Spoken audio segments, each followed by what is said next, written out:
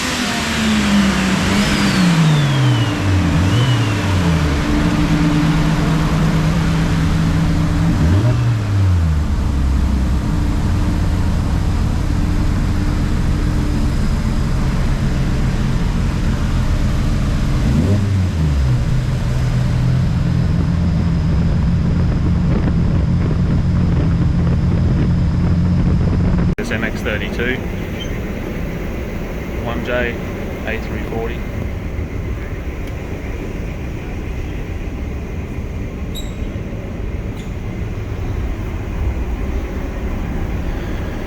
Started tuning it yesterday. It ran out of fuel pump. It actually had two 255 Walbros in like a little surge tank, and one of them wasn't playing the game, so the customer's come in this morning, Mitch, and put a 460 with one of the 255s, and we'll keep going now.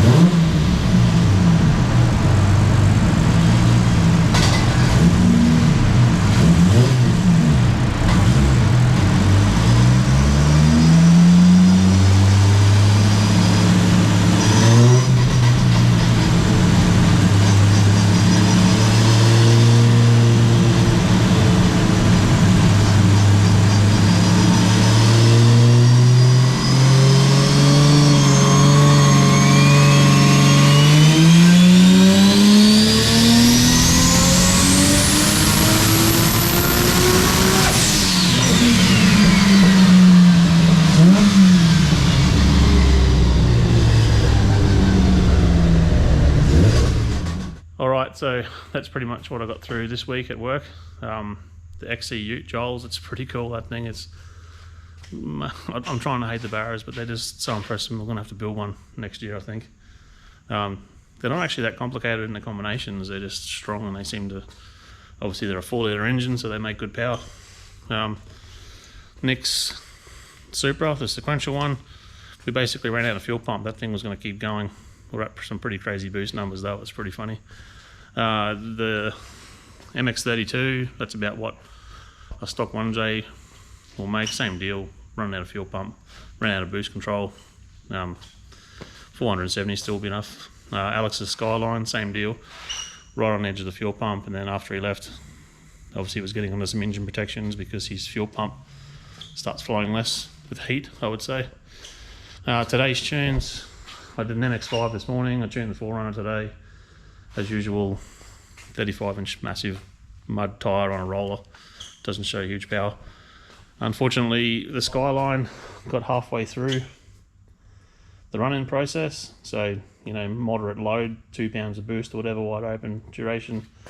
With everything set up and configured correctly, it's now got water in the oil, and it's got oil in the water. So it's a fresh engine this guy's had built.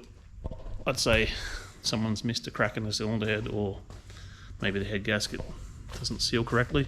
Alright, I took this thing out to roll racing on Saturday night and got my ass kicked by Naomi in the S15, Steve in his territory, and pretty much every other car that I raced, mainly due to wheel spin. Obviously I've got problems with the cylinder heads not sealing as well, so I think over Christmas, early next year, we're going to do version 2 of this. So I'm finally going to be that guy and put welds on it, you know, the 17x5 fronts and the 15x10 rears, and put a big tyre on it. Might put a current gen like GTX 47 core into that turbine housing, and obviously fix the cylinder heads. We'll do a fire ring and a copper gasket, and then Kip's going to put a billet planetary in the gearbox because that one's just about ready to come out. As usual today, nothing to report on this. I'm gonna basically, I'll get something done on the Christmas break. I'll try and get the drive shafts measured up and then have a slog out for a week and see if we can get it going all in one go. If not, next year I'm just going to go back to 4 days a week work, and I'll do 1 day YouTube, and that should sort out this problem I'm having with zero time. As for the 50k subscribers thing, like I said, comment down below what you need. I'll just pick one out and give it to you. Also thinking about doing a 1 monthly or every 2 weekly live show, not a live show or live feed thing. Got to figure out what I need to do that, but I've got an idea. I want to get some, you know, people to send me a message. They've got a car, there's a problem.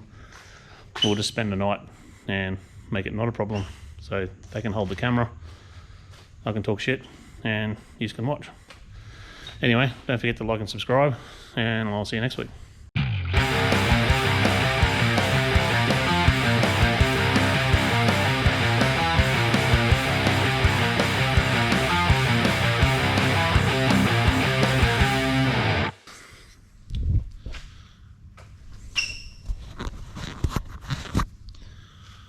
Alright, there you go. There's a few tunes from this week.